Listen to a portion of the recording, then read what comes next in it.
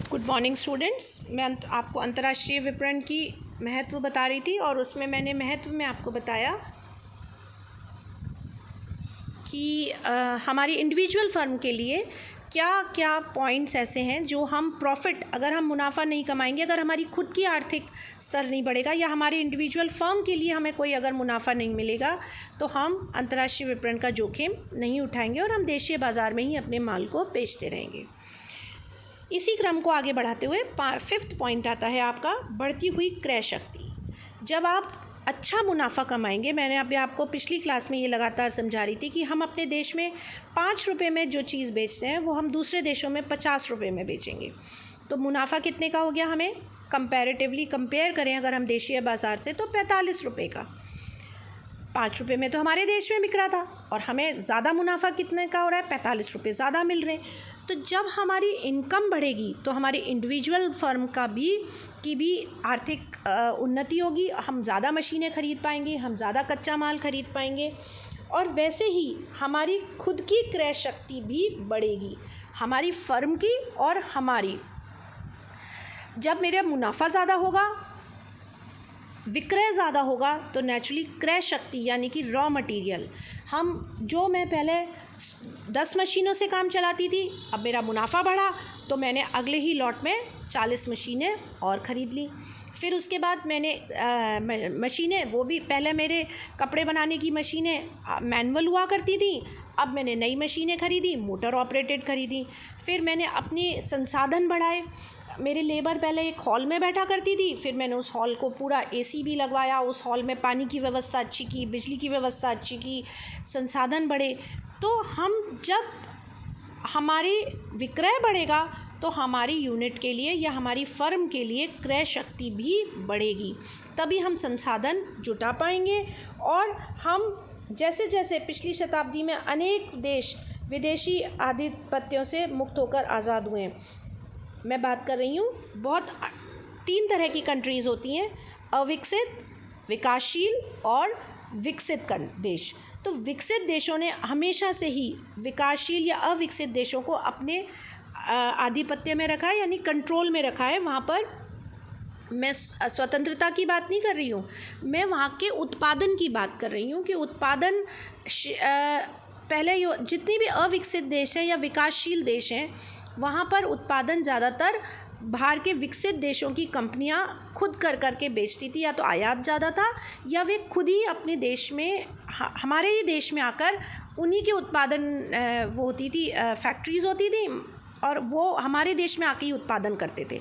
तो धीरे धीरे उस आधिपत्य से बहुत दूर हुई हैं और सरकारों ने अब ये कहा है कि हम कच्चा माल आयात करेंगे लेकिन हम पक्का माल मुनाफे के साथ निर्यात करेंगे।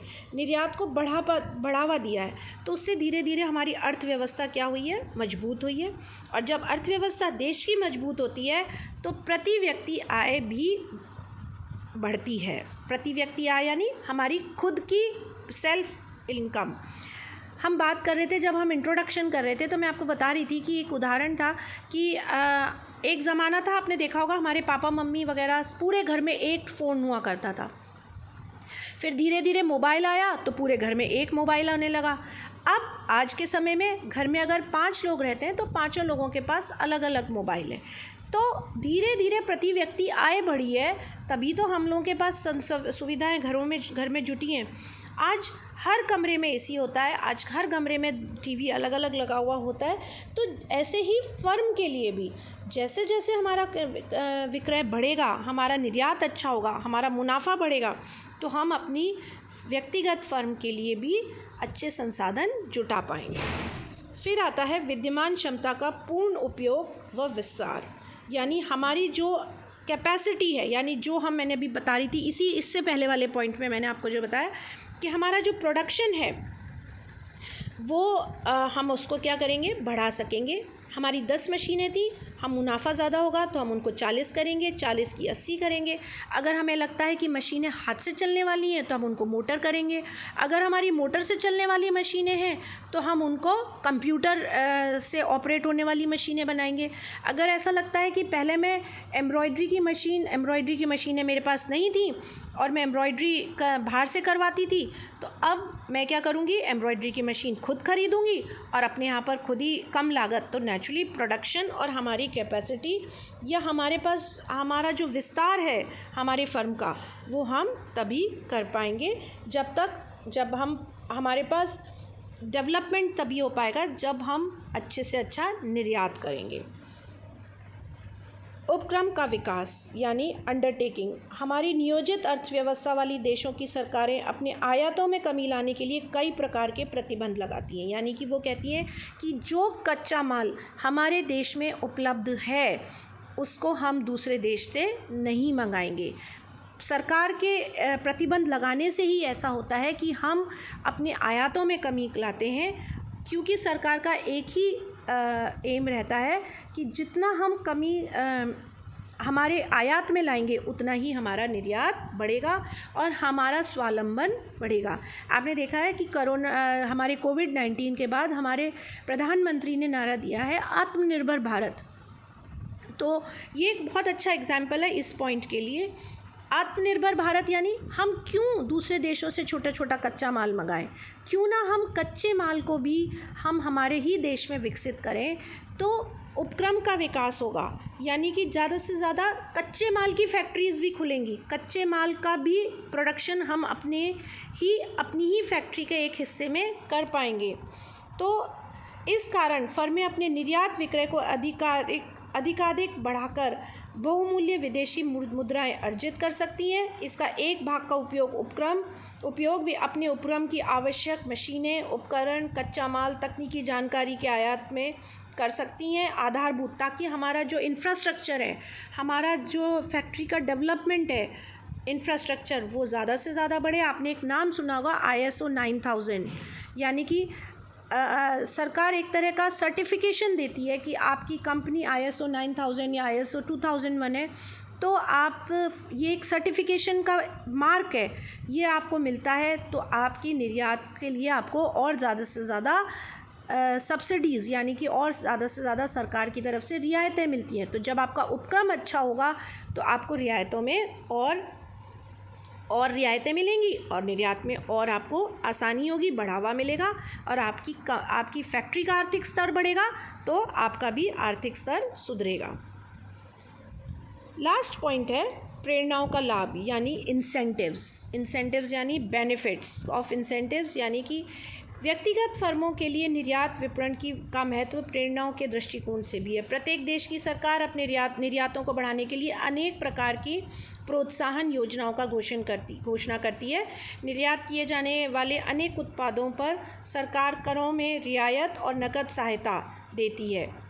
कर मैंने अभी समझा के चुकी हूँ कि अलग अलग तरह के सरकार इंसेंटिव देती है। कर यानी कि जो हमारे को निर्यात करने के लिए जो छोटे छोटे कर देने पड़ते थे, कस्टम देने पड़ते थे, ड्यूटी देनी थी, जो हमें चुंगी नाके पे देनी पड़ते थे कर, या हमारा जो माल का परिवहन होता है, जो ट्रांसपोर्ट होता है मेनली, उसमें हमारी बिजली का जो जैसे इलेक्ट्रिसिटी के बिल का जो पेमेंट होता है, उसमें बहुत सारी तरह की सरकार आपको इंसेंटिव्स यानी कि आपको लाभ देती है, तभी तो आपका इंटरेस्ट बना रहता है निर्यात करने में। तो निर्यात जितना आपका निर्यात बढ़ेगा उतना ही आपको सरकार से कई सारे लाभ, मुनाफा तो मिल ही रहा है, मुनाफे के साथ साथ आपको लाभ भी मिलेंगे। इसके अलावा कुछ और दृष्टियों से भी अंतर्राष्ट्रीय विपणन का महत्व है, यानी अंतर्राष्ट्रीय कोलैबोरेशन। अंतर्राष्ट्रीय कोलैबोरेशन देश का होता है। आपको मैं जैसे बता रही थी कि आपने देखा होगा कई बार टीवी पे न्यूज़ में देखते हैं, एक देश के प्रधानमंत्री और एक देश के राष्ट्रपति बैठे होते हैं, वो हाथ मिलाते हैं, उनके विदेशी सचिव और दूसरे विदेशी सचिव आपस में हाथ मिलाते हैं, तो ये व्यापार के समझौते होते हैं। थोड़े दिनों पहले ही आपने एक एग्ज़ाम्पल, इसका एक बहुत अच्छा एग्ज़ाम्पल दूंगी, आपने सुना होगा रफ़ाल के डील हुई थी हमारी और रशिया के बीच में, और आपने देखा होगा रूस से हमारे बहुत सारे लगभग 5 रफ़ाल सबसे युद्ध के बहुत बड़े पोत उड़कर हवा में आए थे और यहाँ पर लैंडिंग हुई थी, तो वो कोलैबोरेशन था, दो देशों का कोलैबोरेशन था। सैन्य संधि थी, सैन्य संधि यानी कि आपस में सैनिक एक दूसरे को ट्रेनिंग देते हैं, एक दूसरे की सेनाओं के लिए अगर उपकरण नहीं है तो वो एक दूसरे को प्रदान करते हैं। मैंने एक और उदाहरण दूंगी, मारुति सुजुकी, यानी हमारी जापान के साथ कोलैबोरेशन है देश की कि मारुति सुजुकी, मारुति हमारा उपक्रम है और सुजुकी के मशीन और इंजन वो देते हैं, तो उनको भी मुनाफा होता है, उनको ना फैक्ट्री लगानी पड़ रही है, ना लेबर देनी पड़ रही है, और केवल उनको अपनी तकनीक देने के लिए और उनको अपनी इंजन देने के लिए उनको मुनाफा मिल रहा है। हमारे यहाँ पे लोगों को रोज़गार मिल रहा है, हमारे पास सहायता है, लेकिन हमारे पास तकनीक नहीं है। ये एग्जांपल मैंने आपको पिछली क्लासेस में भी दिया था। तो ये था इंटरनेशनल कोलैबोरेशन, दूसरे देशों से हमारे देश के व्यापारिक रिश्तों के तहत रिश्ते अच्छे बनते हैं और हमारे देश को कई दूसरे और तरीक़ों से मुनाफा आपस में एक दूसरे से संबंध अच्छे बनते हैं। पड़ोसी राज्यों से भी संबंध, हम बांग्लादेश को कुछ चीज़ें देते हैं, बांग्लादेश हमको कुछ देता है, हम यहाँ से भूटान को कुछ देते हैं, भूटान हमें कुछ देता है, हम नेपाल को कुछ देते हैं, नेपाल हमें, तो ये व्यापारिक समझौतों के द्वारा ही संभव है। फिर है सांस्कृतिक संबंधों में निकटता, यानी कि हमारे इसी बहाने हमारे देशों के आपस में व्यापारिक समझौतों के साथ साथ ही हमारे आपस के सांस्कृतिक समझौते भी बहुत अच्छे होते हैं। ये आपने देखा होगा, जो हमारे प्रधानमंत्री दूसरे देशों में जाके वो करते हैं, दूसरे देशों में जाते हैं, दूसरे देशों के राष्ट्राध्यक्षों से मिलते हैं, उनका पर्पज़ ही यही होता है कि हमारे देश के दूसरे देशों के साथ संबंध अच्छे बने। तो ये हमारा ख़त्म हुआ चैप्टर, हमारे अंतर्राष्ट्रीय विपणन का क्या महत्व है। Thank you.